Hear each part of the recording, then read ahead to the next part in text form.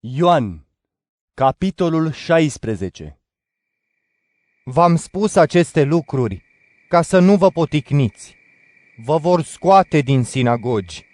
Ba chiar va veni ceasul în care oricine vă va ucide va crede că aduce jertfă lui Dumnezeu. Și vor face așa pentru că nu l-au cunoscut pe Tatăl nici pe mine.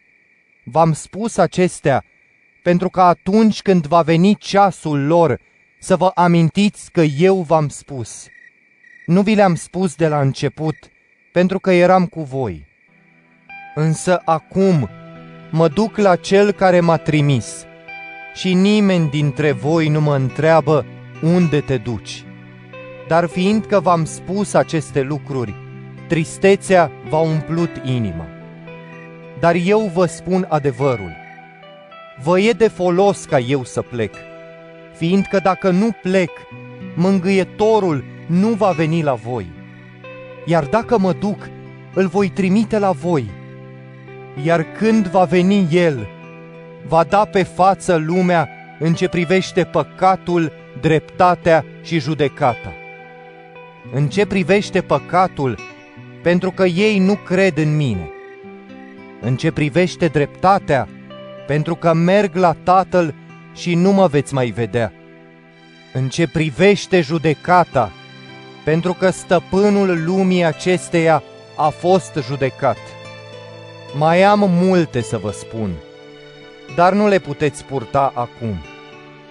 Dar când va veni El, Duhul adevărului, El vă va călăuzi spre tot adevărul, fiindcă nu va vorbi de la sine însuși, ci va spune ceea ce va auzi și vă va vesti lucrurile viitoare. El mă va preamări, pentru că va lua din ceea ce este al meu și vă va vesti. Toate câte le are Tatăl sunt ale mele. De aceea v-am spus că va lua din ceea ce este al meu și vă va vesti. Încă puțin timp și nu mă veți mai vedea, și iarăși puțin și mă veți vedea. Unii dintre ucenici au zis între ei: Ce înseamnă când ne spune puțin și nu mă veți mai vedea și apoi iarăși puțin și mă veți vedea și mă duc la Tatăl? Spuneau deci: Ce înseamnă când zice încă puțin? Nu știm ce vrea să spună.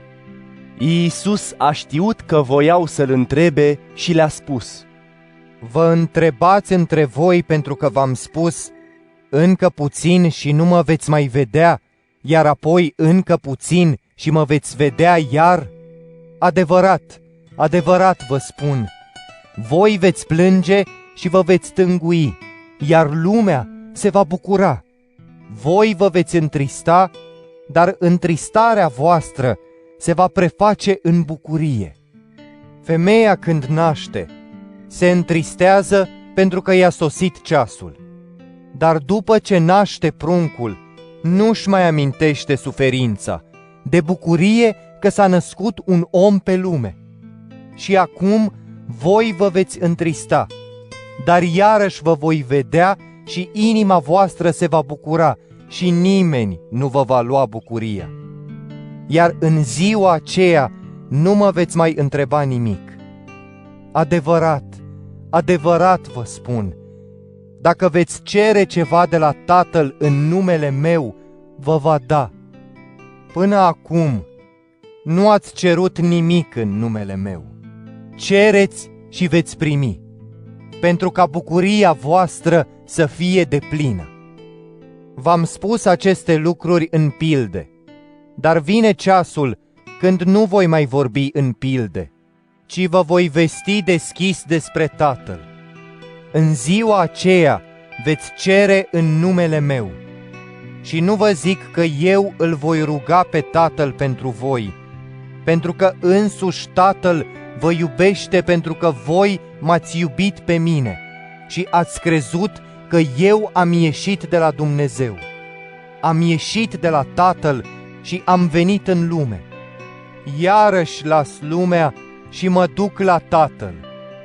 Ucenicii au spus: Iată, acum spui deschis, și nu mai vorbești în pilde. Acum știm că tu știi totul și nu ai nevoie să te întrebe cineva. De aceea credem că ai ieșit de la Dumnezeu. Iisus le-a răspuns: Acum credeți? Iată, vine ceasul și a și venit, când veți fi împrăștiați fiecare la ale sale și mă veți lăsa singur. Dar nu sunt singur, pentru că Tatăl este cu mine. V-am spus acestea ca să aveți pace în mine. În lume aveți suferințe, dar îndrăzniți. Eu am învins lumea.